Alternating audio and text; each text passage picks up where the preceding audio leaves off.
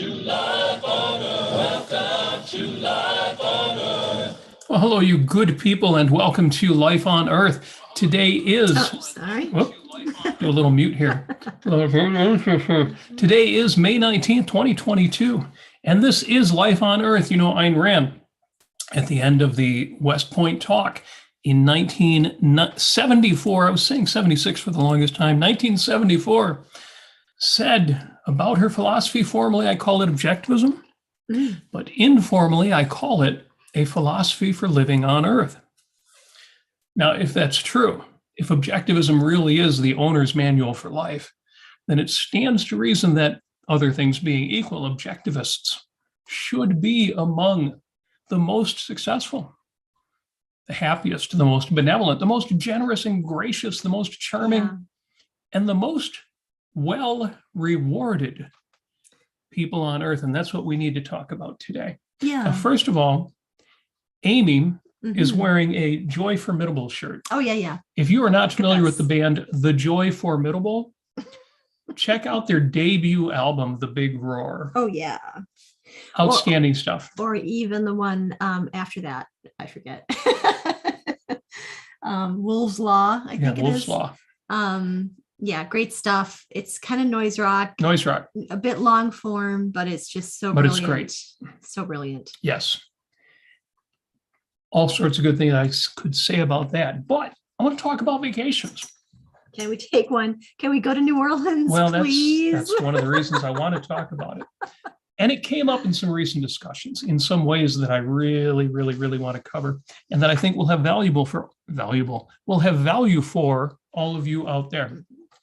Because I need a vacation. You know, we just got back from London, except now it's been a few weeks. And at the end of June, we're going to Washington, D.C. We're going to Ocon. Still, we might need to sneak off to New Orleans for a weekend. Yes. And that's got me thinking about productiveness and leisure.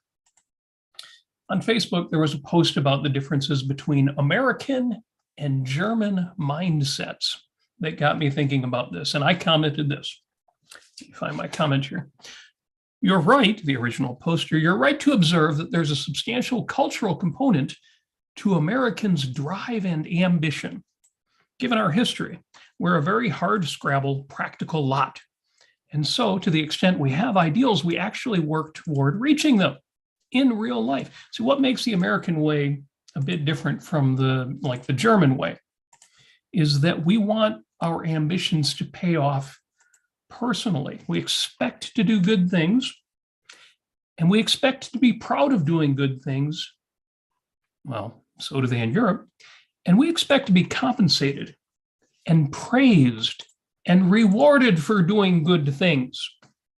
It's the strangest thing. If you do your job in Europe, they don't tell you good job because that's your job. Why would they tell you you're doing a good job? You have to do something really extraordinary to be worth praising. But in America, we understand productiveness is a virtue. Doing your job, just doing a good job, is something praiseworthy. We expect to be happy in America. We expect to enjoy ourselves when we've done well. And I have to check something real quick, because I have to see if the original poster is giving me permission to read the rest of his post. No, not yet. If that comes in, I will read the rest of it. It's related to what we're already talking about. Because, of course, Europeans do love their vacations, but like we discovered in Paris, Amy and I, when we went to Paris, they're much more likely to disassociate their work and the rewards. Just like they disassociate money with the pleasures that money can buy. I told the story about we would go to restaurants in Paris, and we're running around. We're in a hurry. We've got all these places to go. We've got to get to the Louvre. We've got to get to Notre Dame. We've got to get to the Eiffel Tower, and especially the little tiny museums that we found. Oh my gosh, some of the best places. So we'll go to a restaurant, and you get a nice meal in Paris. But we would want to leave when we were done eating. And so I would ask the server, the waitress, could we get our check? And as soon as you would say, could we have our check, they would reach for your plate.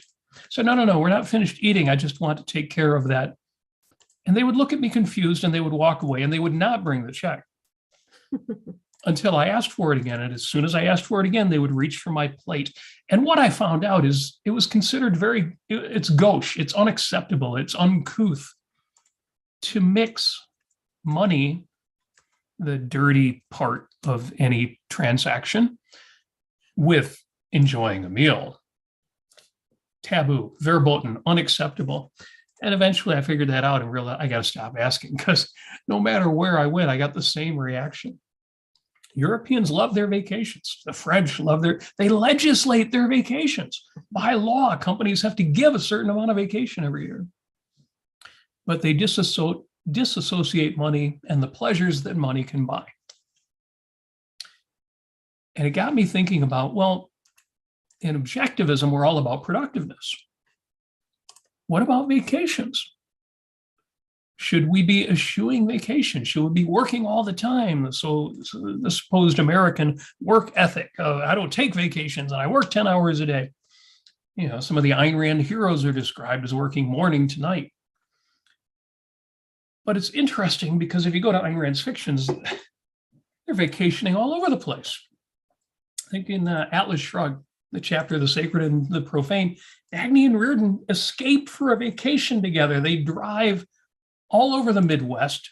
They drive to the abandoned motor factory. They find, spoiler alert, but they find something worth finding. Think of Eddie Willer's conversation. Here, I've got that one here. Eddie Willers is talking to the worker. The worker, whoever the hell that turns out to be. Whoever that is. I'm glad you're here tonight. It helps me talking with you, just seeing you here. You won't vanish like all the others, will you? What? Next week? Oh, on your vacation. Oh, for how long? How do you rate a whole month's vacation? I wish I could do that too. Take a month off at my own expense. But they wouldn't let me. Really. I envy you. I wouldn't have envied you a few years ago, but now I'd like to get away. Now I envy you if you've been able to take a month off every summer for 12 years. Now, unquote, if you know the story of Atlas Shrugged, you may be thinking, well, yeah, but that worker, we know what he was doing for a whole month every year. Do we? But yeah, and it comes up, over and over again in the book. Dagny Taggart talking to Owen Kellogg. Where are you going? West. On a special assignment? No, for a month's vacation with some friends. Yeah. A vacation. And it's that important to you? More important than anything on earth. Dominique in the Fountainhead always took a whole summer's vacation, and Alva Scarrett granted it because she was one of his favorite employees, because he was baffled by her, and because he knew she could quit her job anytime she pleased. She takes a month off. She takes a whole summer off every year. Summer, like 3 months, maybe? She always took a whole summer's vacation. Wow. And she does the same thing with Wynand. Wynand says to Dominique, while she's still married to Peter Keating, and he's arranging the dissolution of that marriage, you'll go with me for a 2 months cruise on my yacht. We'll sail in 10 days. When we come back, you'll be free to return to your husband with the contract for Stonehenge. At that point, right. Wynand was just going to sleep with Dominique in exchange for Peter Keating getting that commission. Of course, we know that what happens. I love the vacation sequences there. Dominique stood at the rail of the yacht, the deck warm under her flat sandals, the sun on her bare legs, the wind blowing her thin white dress. She looked at Wynand, stretched in a deck chair before her. She thought of the change she noticed in him aboard ship. Now think about this for a second. This is incredibly productive person, a man of extraordinary ability despite what he's doing with it. And he's on vacation. Okay, back real quick, just to this paragraph. She thought of the change she noticed in him aboard ship. She had watched him through the months of their summer cruise. She had seen him once running down a companionway. The picture remained in her mind. A tall white figure thrown forward in a streak of speed and confidence. His hand grasped a railing, risking deliberately the danger of a sudden break, gaining a new propulsion. He was not the corrupt publisher of a popular empire. He was an aristocrat aboard a yacht. He looked, she thought, like one believes aristocracy to be when one is young, a brilliant kind of gaiety without guilt. She looked at him in the deck chair. She thought that relaxation was attractive only in those for whom it was an unnatural state. Then even limpness acquired purpose. She wondered about him, Gale Wynand, famous for his extraordinary capacity, but this was not merely the force of an ambitious adventurer who had created a chain of newspapers. This, the quality she saw in him here, the thing stretched out under the sun like an answer, this was greater, a first cause, a faculty out of universal dynamics. Unquote. This is a man whose life is an end in itself. That is what she's experiencing. That is what she is seeing firsthand. Well, you mentioned that this. Can I just throw a tangent in here? Please. What would Gale Wynand think of James Taggart? James Taggart has been described as, he could have looked like an aristocrat. He had tall, thin lines, and then he went off to college to study public relations. Then he came back and he was all, every year he just slouched further and further, and he would just, he would grow bald and he would just, look at you like this from underneath his forehead. And so his head is down, yet he could have been somebody who was good if he had chosen to be. He had the genetics for it, but he did not have the character for it. That's for sure. Yeah. So I wonder what if, because Ellsworth Toohey was bad enough. I wonder what Ellsworth Toohey would have thought of James Taggart. Well, he would have seen.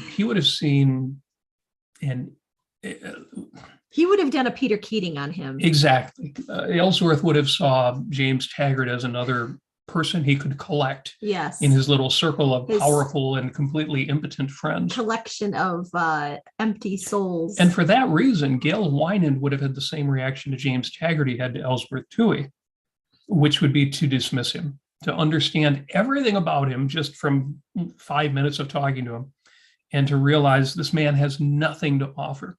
And because James Taggart was a man with power, Wynand would have used him in whatever way he needed to, but he would have had zero respect for him and zero concern about him.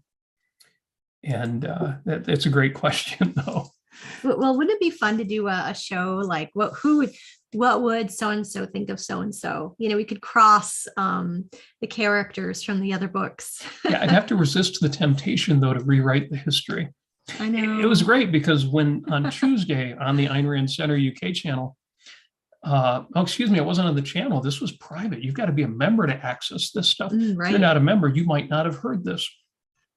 Go to aynrandcenter.co.uk/membership. The link is going to pop up in the chat and sign up, become a member. If you missed this on Tuesday, we've got the fiction club going. And this time we're doing the Fountainhead. We kind of put that off. We did a bunch of great stuff. This is the big one. So for the first session of the Ayn Rand Fiction Club's The Fountainhead sessions, Shoshana Milgram came on. Yep. And Lisa Van Dam came on to start this off. This was excellent. Good stuff. So yes, make sure you're a member so you have access to that. And you'll get links to it. You can join in, and it's Zoom, so you can raise your hand. You can become part of the conversation. Great stuff. Now, I saved the last scene from the Fountainhead here in regard to these vacations we're talking about, because Gale Wynand stopped taking vacations once he got together with Dominique Franken. She became his other world, his vacation. So let me go back to the book just real quick. One more reading. He had not sailed his yacht for several years. This time he had wanted Roark to be his only guest. Dominique was left behind. Wynand had said, "You're killing yourself, Howard. You've been going at a pace nobody can stand for long, ever since Monadnock, wasn't it? Think you'd have the courage to perform the feat most difficult for you? To rest?" He was astonished when Roark accepted without argument. Roark laughed. I'm not running away from my work, if that's what surprises you. I know when to stop, and I can't stop unless it's completely. I know I've overdone it. I've been wasting too much paper lately and doing awful stuff. Do you ever do awful stuff? Probably more of it than any other architect, and with less excuse. The only distinction I can claim is that my botches end up in my own wastebasket. Well, I'll warn you, we'll be away for months. If you begin to regret it and cry for your drafting table in a week, like all men who've never learned to loaf, I won't take you back. I'm the worst kind of dictator aboard my yacht. You'll have everything you can imagine, except paper or pencils. I won't even leave you any freedom of speech. No mention of girders, plastics, or reinforced concrete once you step on board. I'll teach you to eat, sleep, and exist like the most worthless millionaire. It's fun because Wynand thought Roark would be a total workaholic, that Roark did not appreciate rest, did not enjoy time off, did not appreciate that part of life on Earth. And it's great. One more short quote here. The yacht sailed at the end of December. Roark watched, grinning, Wynand's disappointment when Wynand found that he needed to enforce no discipline. Roark did not speak of buildings, lay for hours stretched out on the deck in the sun, and loafed like an expert. Of course, if Roark's going to do anything, including take a vacation, he's going to do it brilliantly. But what does that mean, to vacation brilliantly? Because that's what I want to talk about. This will be a short show, but I've got to cover this. And I think ultimately it's going to be important. And we're going to give you a take-home point to take home with you or to take on vacation with you. From the introduction to the Fountainhead, Ayn Rand wrote, "Neither politics nor ethics nor philosophy." Let me reread that. Neither politics nor ethics nor philosophy is an end in itself, neither in life nor in literature.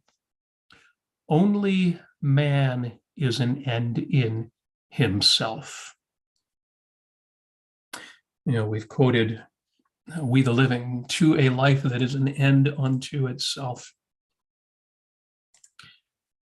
And this is important to think about right now because vacations are even harder to plan. They're harder to schedule because of inflation and COVID and all of the restrictions and all of that. But I'm especially thinking of inflation. That's really putting the squeeze on our discretionary budgets. And it's interesting, Ayn Rand wrote a whole article on inflation, egalitarianism and inflation. Look that one up. We've mentioned that recently. But she also mentioned it in her article, The Inverted Moral Priorities, from the Ayn Rand letter, July 15, 1974. Could you plan an unusual vacation, such as a trip to Europe? No, nor any kind of vacation. A vacation takes savings. Could you go to a movie, a theater, a concert? No, this takes savings, she's talking about, unquote. She's talking about what inflation does to your savings, what the government manipulation of the economy does to your savings. And I'll read one more quote from Leonard Peikoff from OPAR, Objectivism, the Philosophy of Ayn Rand.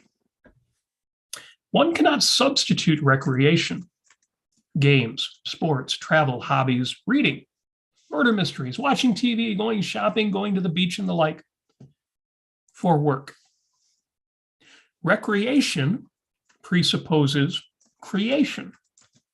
Leisure activities are a form of rest and presuppose that which one is resting from.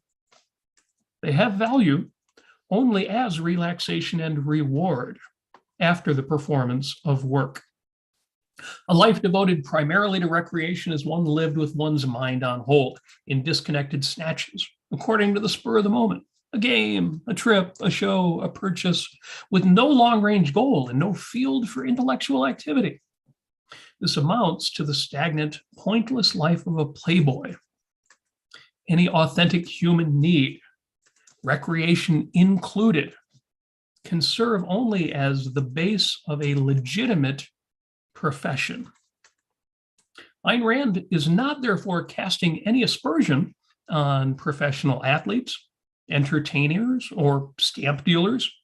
The point is that all such fields qualify as work only if a man pursues them as work. Work requires continuity and disciplined creativity, unquote. Now, what I love about that, I love a lot about that, but what I love about that is precisely the point that recreation presupposes creation. Yeah. And that's the point I want to make. The interesting thing about recreation, about vacations, about time off, about activities you pursue as ends in themselves, is that they have this in common with art. Art, taking in literature, paintings, sculpture, movies, music, especially music. Rest in peace, Vangelis. Yes, Vangelis passed away on Tuesday. It's very, very sad. Yeah, just announced that we lost Vangelis, Chariots of Fire. Of course, we love him for his work with John Anderson. Yes. But yeah, Chariots of Fire was my first musical love, like love. Like I get chills from listening to it. Yes. And I was obsessed with that song. I'm still obsessed with that song. It's a perfect composition. It really is. And production and performance. Yeah. It's just brilliant. So vacations, like art, give us something. This is interesting to me. I hope you'll find this interesting too. Vacations give us something we've already got. Just like art gives us something we've already got. And vacations tell us something that we already know. Just like art tells us something we already know. What vacations give us is spiritual fuel and the experience of life as an end in itself. Just like art has no didactic purpose. For all the things you can learn from art, that's not the purpose of art. The purpose of art is to experience the art as an end in itself, to experience your life as an end in itself, to receive that spiritual fuel. Art does other things. Art shows you what life can be. But more fundamentally, it gives you the experience of life as it can be. Ayn Rand did say that art is the indispensable medium for the communication of a moral ideal. But that experience is an end in itself. So vacations give us the opportunity to relax and recharge and reflect and escape tunnel vision. The sense of tunnel vision of, I see the same things every day. I do the same things every day. I love the things I see every day, and I love the things I do every day. But when you do them every day, over and over, it's like saying, I love you. You should say, I love you a lot to everybody that you love. But you shouldn't say it all day, every day. Because if you say, I love you, I love you, I love you, I love you, I love you, I love you, I love you. No, I love you. Really, I love you. It reminds me of Cyrano de Bergerac. Right. Oh, you love me, do you? Christian can't think of anything to say besides, I love you. Oh, you adore me. Well. Yes. Vacations give us that opportunity to escape that tunnel vision, that sense of what we see every day, to get fresh eyes. And when we come back, everything is fresh, everything is new. And we realize, oh my gosh, I haven't dusted behind the sofa in years. But also to reappreciate everything you've got. Yeah. And also to re-examine your activities and your goals and celebrate your successes that you've been taking for granted, but also to change your approach where you can now see it's necessary. So as with art, you need some amount of leisure. Yes. The expression I always use is some but any. What's the right amount of ambition in your life? Well, you need ambition, some, but any. There's got to be some amount, and nobody can tell you whether you should be a work 3 hours a day or work 13 hours a day guy or gal. Leonard Peikoff used to say when he was writing Opar, he could get in 3 to 4 hours of solid work. Mm-hmm. But I know some people who would say, well, if you're not working 8 hours a day, you're not doing everything you could. I know some people who would say, if you're not working 12 hours a day, you're not doing everything you could. Depends on what kind of work it is. It does. I mean, you can take a shovel to rocks, for a while, for more than 4 hours. But yes. And depending on what you do for a living, and if you're really clever, you don't have to balance work and leisure. You can integrate them. There's a lot you can do to make work happen while you don't have your hands on it. And there's a lot you can do to make your work more pleasant, more like leisure. So yes, there's a certain amount of integration, but at some point you've also got to balance them. And the point is, it's got to be some, but it could be any. And you've got to decide that based on your values. I love how Ayn Rand quotes the old Spanish proverb. God says to his people, take what you want and pay for it. Whatever amount of leisure, whatever amount of vacation, the important thing is that you've earned it. You've paid for it. Mm-hmm. Generally, you need to do that in advance, although that can be done with credit too, if you're willing to commit to doing the work afterward. The point is that an honest man pays for what he gets. An honest woman pays for what she gets. An honest person with a Y at the end, because, you don't want to offend the gender Nazi. No, I'm not going to get into that. You pay for what you want. Yeah, sort of the nature to be commanded must be obeyed sort of thing. Yep. So I would wrap it up by saying vacation in focus. Know your purpose. Yes. I've said before, you should always know your purpose, even in the most trivial matters. You're going to call your mother to say hi on the phone, if anybody uses cell phones as phones anymore.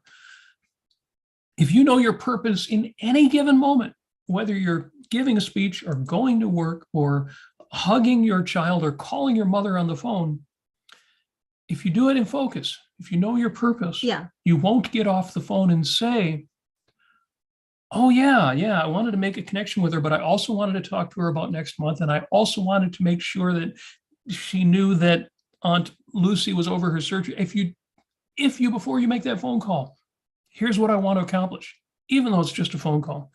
Vacations are the same way. When you go on a vacation, you shouldn't have the sense of, I'm not even thinking straight at this point. I've been working so hard. I don't even know. I've just got to get away. Because if you go into a vacation with a checklist, with notes, with when I go to, say, when we went to London, if I meet these 5 goals, this vacation is a success. If I don't write that stuff down ahead of time, there's a good chance I'm going to miss out on something. And even if I hit all 5 of them, I will not enjoy them as much. If I have not decided in advance, this is what I want. Well, I mean, there is a certain kind of, for me, half of the enjoyment of vacations is anticipation, is the planning of it and envisioning myself there. To the point I get, it's not probably healthy, but to the point I feel like I've already been there before I go. Yep. Modeling, it's a beautiful thing. But in a way that's kind of exhausting. So I try to kind of reel that in and take a step back and say, if I can make it to these, that would be great. If not, that's okay too. And I'll enjoy myself while I'm there and not feel like, I'm on a mission. I've got work to do. Yeah, well, that's why I like a checklist and an outline, because yes, we have said before, there is a recipe for disappointment. Yes. And the recipe for disappointment is real simple. Here's what you do. Decide in advance of an event exactly the way everything's got to turn out in every detail. Yeah. And I can guarantee you 100% you will be disappointed, but that's not what we're talking about. Yeah. I love this idea, as you say, of experiencing it in advance. It's like extra creamy goodness even before the event has happened. And someday again, we're going to be going to New Orleans at some point, maybe this year, hopefully. Oh, definitely this year. And the real question is, do we make it before or after OCon? Yeah, we'll see. But I bought a new book called, I should have brought it over with me, but it's called Beyond Bourbon Street. Beyond Bourbon Street. It's a lovely travel guide written by a guy who's done a podcast and lived in New Orleans all of his life. And there are so many gems. And I mean, it is the most authentic New Orleans travel guide you'd ever see in your life. And I want to mention, let's get to the thanks here. Thank you so very much for the $1.99, Bonnie. And Bonnie's a sweetheart. she mentions in the chat that she may have caught the baby Rona. We have I caught the baby Rona about, I don't know, 2 weeks ago, a little less than that. And I'm still kind of recovering because anyway, it's a long story. But it's been mild. She's still testing positive. It's mild. It can't be that bad because I haven't gotten it yet. No. And my tests keep the little line on it keeps coming back fainter and fainter, but it's still there. And my doctor says, well, you probably are not contagious at this point. I'm not coughing, I'm not sneezing. Things are not, there's no droplets. So anyway, yeah. So I just want to say, this whole experience I've been working while I've had this. And sometimes I think I probably shouldn't have been working, but I'm in a situation where I need to work. But there have been down times too, and times where I've had to say to myself, you know what, I'm just going to binge watch some stuff and just have an enjoyable time and as much as I possibly can. And it seems kind of like it's almost sort of a vacation kind of feel. But, if you do get sick, try to rest because this is contagious that's going around right now. It's not as extreme or severe, but it is more contagious. I think Jimmy Kimmel got this variant twice in a month. And he was vaccinated, boosted, all of that. Wow. And Weird Al Yankovic just got it. So we're going to see more and more cases of it. And but it's if you've been vaccinated and boosted, no cause for real alarm. Just plan ahead. If you're going to get sick, ask yourself, what am I going to preoccupy myself with? And yeah, it's amazing how we all feel like, if I suddenly got a few weeks off, I would have no problem filling the time. There's so much stuff I'd like to do. And then when something like that happens, you do all those things for a couple of days, and then you start drifting. And you're right. If you figure out in advance, well, here's what I'm going to do. Here's how I'm going to arrange my schedule. Here's how I'm going to manage the things that I can't do. Here's how I'm going to fill my time. Well, as I said, the great thing about the concept of purpose is that you can apply it to everything. Yes. Not as a guilt or a duty or an obligation, but as a tool, as a way to leverage your time and get maximum fun, maximum what do I results. Want to do? What do I want to do? Not what I have to do. Yes. Oh, I got to, douse that fire with water and I got to get that done because I have to do it. No, I think of it as, what can I do that's going to brighten up my day? Yeah. Yeah. If anybody out there still thinks in terms of, I have to go to work today instead of I get to go to work today, you might want to work on reframing that. Trust me, nobody is making you go to work. I know I have to work. I need money. I have to pay my rent. Yes, you do. But nobody's making you work any particular job. You could always quit. You go on welfare. You could become a bum. You could live in the street. Well, that's not an option. It's always an option. Anyway, point is, there ain't nothing you got to do but eventually pass away, as we all do. Also, thanks to Wyatt, another super chat. Yeah, thank you. In for 5, and he says, on the 500th TDO, this was great. They had their 500th show of the Daily Objective. Yep. He says, on the 500th TDO, there seemed to be a mini debate between Razi and Yaron about how much celebrating we should do while there's still work to be done. Wyatt, you're absolutely right. And we've had this discussion on, for example, we've had some long Clubhouse discussions about this. I should mention, incidentally, there won't be a Clubhouse after show today. So if you've got anything to say it in the chat. Sorry about that, but Amy's more run down than she's letting on. And I could use the break too, but COVID is rough. Well, it's tough stuff. We'll definitely be back with the Clubhouse next week. But Wyatt, you're absolutely right. There have been a lot of discussions lately, probably more than ever, about should we be fiddling while Rome is burning? I think we need a whole show on that because you're right. They did have a discussion about that. And I've seen Yaron be more on board with we all need to be fighting harder all the time. and more on board with there's only so much you can do about all of that. Live your freaking life. Lately, he's back more on that latter track. Mm-hmm. And I'm looking forward to his Ocon talk on why I am still an optimist, which of course I am too. But you're right. It's a great idea, great topic. We should do a show on it. The next 2 shows are already planned, but maybe the one after that. Mm-hmm. Don't let me forget about that. The next show is going to be great because we're going to do our 50th show, which takes place one day before our 1-year anniversary of being on YouTube, ARC UK's YouTube channel. We were on Clubhouse previous to that, but this really is the anniversary.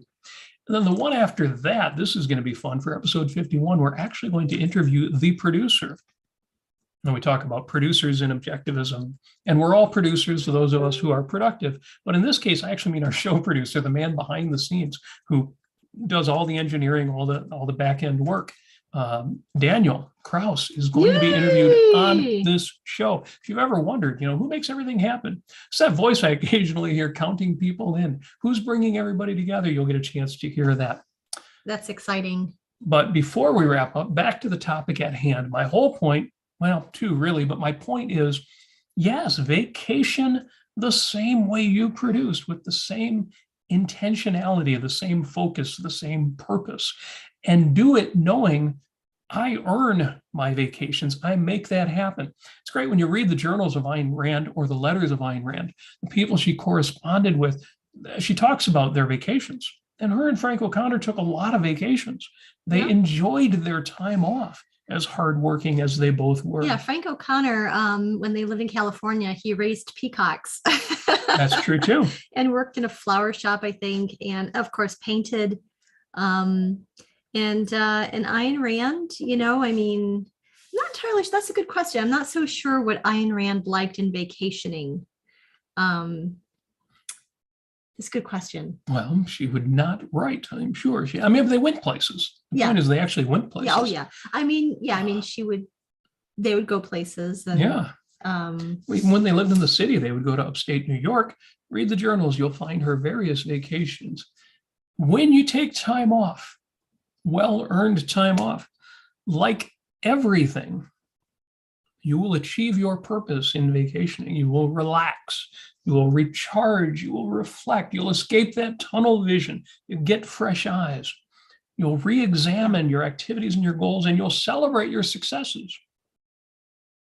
All the more if you do it with purpose, if you do it with intentionality, if you do it with that focus. It will help you make changes where necessary. When you get back, you will get the maximum everything, the values out of taking that time off.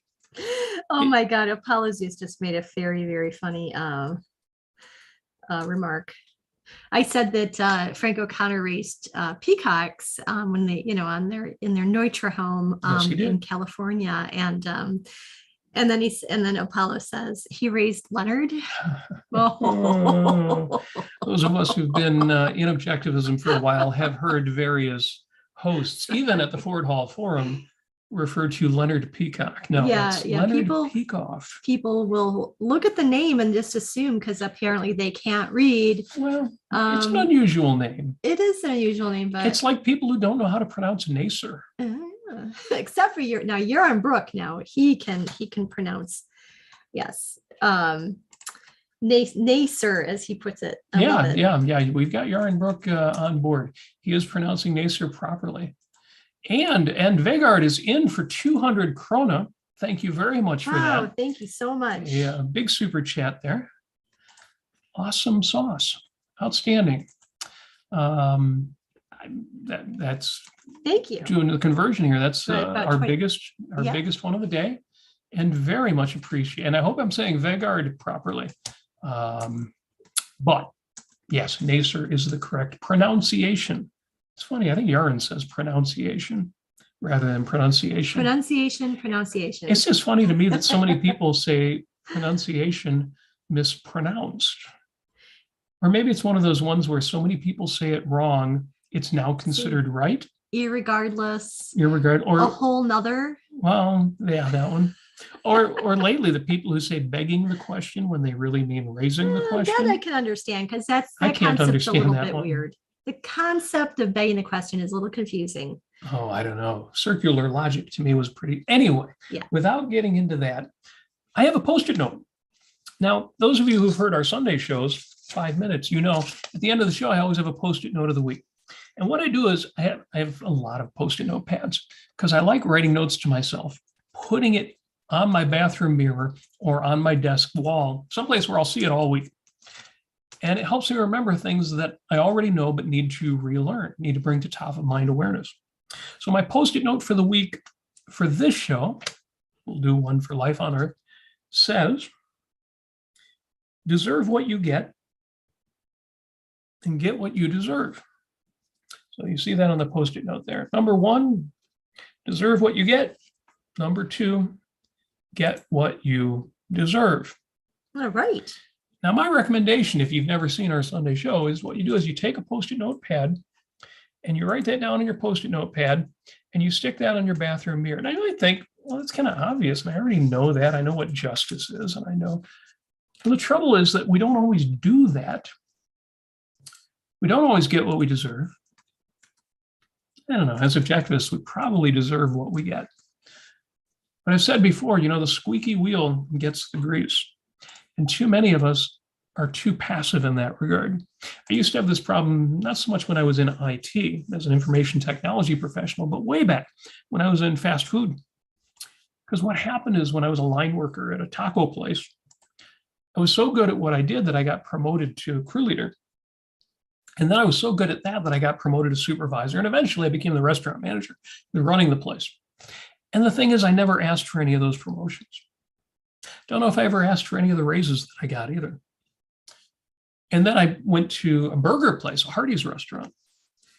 And there I was an assistant manager for years, and it took forever. Eventually, I became a restaurant manager running one of the locations. And then I got out and went to IT. But what I found out is at some point, people stop asking you to be promoted. And they don't give you really, really big raises, the 2% a year, whatever you're getting where you're at, unless you ask for them, unless you demand them. And I found out the best way to get a raise in IT is to quit. And they will invariably make you a counter offer. Yes. So, I was in IT for years. And at first I was getting generous raises because they wanted me to, but eventually they just assume they've got you. And then what I would do is I would go out and find another job. I wasn't going to leave without actually having another job, try to trick them in that way. Because sometimes they'll say, okay, you can go. And then I would say, I'm putting in my 4 weeks notice. As an IT professional, 4 weeks is a good number. For some jobs, 2 weeks is considered normal. And they would invariably say, well, can we make you a counteroffer? Can we have a discussion about this? And that's where the big money was. And my whole point is, if you're going to deserve what you get, but also if you're going to get what you deserve, you may have to make that happen. And you may have to be willing to actually ask for what you want. Sometimes it's as simple as that. Simple as a company needs to know, oh, this person is not satisfied making $60,000 a year or $80,000 a year or $200,000 a year, whatever's appropriate to your profession. And yeah, I guess they're willing to walk away if we don't give them more what they deserve. So deserve what you get what you deserve. The point of vacations is take them, but know that you deserve them. Know that you've earned them. Know that you have made that happen. If somebody like Leonard Peikoff is good for only 3 to 4 hours a day, and I don't fault him that at all. My point is, if you're doing great work, 8 hours a day may be all you're good for. And you deserve to go home and enjoy a fine meal and read a book or watch some television or spend time with a loved one or all of the above. And you deserve several times a year to take some time off, relax, recharge, reframe, get from a vacation everything that you can get from fine art. I have to give a shout out to all of my millennial and Gen Z friends. Really? Yes. Why's that? Because unlike Generation X, which I am, we focus so much on like, oh, we got to go to work. Got to make money. Oh, got to get our own apartment. We got to be independent. We have to do this and that. Well, I mean, I think a lot of the people that I know are quite independent, but they also have prioritized travel in their early adult years. And whereas, previous generations beforehand just prioritized it, oh, when I retire, I'm going to go to wherever. And then I'll travel when I'm 80 and broken down, I can't walk anymore. So I really admire that kind of that drive that a lot of younger people have nowadays, where they have this yearning to travel before they get old. And it's because it's just perfect. It's wonderful, and it kind of it's another indication of how wonderful things are, despite inflation, despite all the things that we're going through. Really, even though people are like, well, we want our college tuition reimbursed and all this stuff, people are still making a lot of money, and people are prioritizing and budgeting for travel before they have kids or while they have kids or whatever it is, but they prioritize that. And I admire that. I really do. That's true. I have to point this out because this has always been true, but especially since probably the 1980s that I've been aware of it. So this has been true for 40 years. When we think of the millennials, when we think of Generation Y, Generation Z, and we think, well, yeah, they don't want to finish school. They just want to go take vacations. They don't want to work, or they're full of anxiety because they can't get work. They can't do whatever it is you think of those generations. Here's what I want you to do. Try to base that impression not just on what you hear in the news or even statistics, but on people you've actually met, people you actually know. It was true in the 1980s when the claim was made that homelessness is endemic or that vice is endemic. People don't have any ambition. People don't work anymore. People don't take their education seriously. People don't, whatever the thing is, or whether you want to believe that everybody has succumbed to CRT or cynicism or whatever. I don't know anybody in my own life who's like that. I don't know anybody in my own life who's experiencing these things. I know some people are having kind of a hard time with work, but everybody else out there, I hear that it's happening to everybody, all the kids, and nobody's got any direction. Nobody's got any ambition. If you feel that, I encourage people to look at real life and not just what you hear talking heads on the news shows talk about, what you hear people on the internet, the social networks complaining about.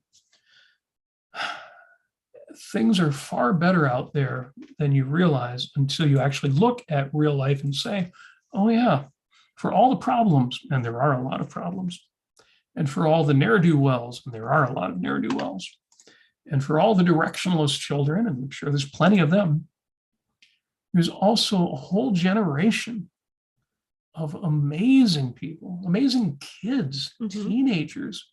Very talented. Yeah, look at college admission rates. Look at military, Army, Navy, Marines, Air Force rates of recruitment.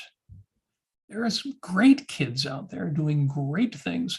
There's a reason why the wheels of the world are still turning. Yeah. And it ain't just because a bunch of us oldsters are still making it happen. Can I say one more thing? I just want to read part of an article about Vangelis. Okay. Well, I think I've made my point that vacations are a good thing. If you're an objectivist, you don't need to feel bad taking time off, taking vacations. Just the opposite. You should be rewarding yourself in just the way that Ayn Rand's characters did and that Ayn Rand herself did. Yes. What would you like to say about the late Vangelis? So, and we have some fans here in the YouTube chat. We do. And Paul really likes, or unsigned individualist likes the Cosmos and the intro to that show. And then a lot of people like Blade Runner. And but I tell you, you need to read up on the life of Vangelis because he lived a very, very full life. He started recording music when he was, 4 or 5 or 6 years old. And a lot of times he was just self-taught. And this is what the article says. Vangelis had a lifelong interest in space, which was reflected in his music, in its breadth and atmosphere. He believed that there was something inherent in humans to want to discover, whether that meant up in the sky or in a studio. For Vangelis, becoming a musician was never a conscious decision.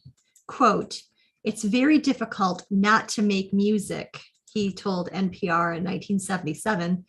"It's as natural as I eat, as I make love. Music is the same." Music is the same. It is who he was. Yeah. When we talked about integrity, we said the whole journey of integrity is to be who you are at core, your core values, who you really are. So I do hope, I'm sure that Vangelis took vacations and enjoyed them, but he chose a field of study in his life and productiveness and creativity that it really came naturally to him. And I'm so happy that he had that life. And I'm so happy that he chose to share his music with people. Yeah, when we lose celebrities who I really respect, I take a lot of solace, in knowing that somebody like Vangelis lived with enormous passion. He lived the life he wanted to live for 79 years. Mm-hmm. And as sad as it is that somebody like that is gone, I still celebrate their life. Yeah. It gives me a smile, even though it gives me a bit of heartache. Yeah. So our unsigned 32-bit individualist, incidentally, because he's unassigned, you get the full 32 bits. You get the full 4,294,967,209. You get the full resolution there. Because, in computer science, if you waste a bit on the sign, then you only get 31 bits. You would only get 2,147,483,648. So. Oh, no, you didn't look those numbers up. You knew them right off the bat. I used to know powers of 2 up to 16. I definitely did not know them up to 32. Mm. I will not make that claim because I practice the virtue of honesty. So thank you so much for joining us. Yes. Amy has risen to the challenge despite being in week 2 of COVID. Well, it's not COVID. It basically turned into, and just a warning to all you, it turned into a bacterial sinusitis kind of thing. And so now I'm on antibiotics. So, I'm just going to go with it. I'm just going to rest and keep resting and just enjoy myself with what I can do. She's on the mend. Yeah. As are we also. Thank you for joining us. Now that we're done, go take a vacation. Not just kidding, but go out and plan your next vacation. It's always good to know when your next vacation is. I know we're going to OCON. We will see those of you who are going in Washington, D.C., including our producer. That's going to be so cool. Yeah. So we're looking forward to that. Thank you for joining us. We will see you in 1 week for our 50th episode, our 1-year anniversary. Looking forward to that. Amy will be feeling better. We'll make it a big celebration. In the meantime, live your best life, be your best self. We will talk to you in 7 days. Welcome to Life on Earth. Wrong theme song. Oh, wow. That's funny.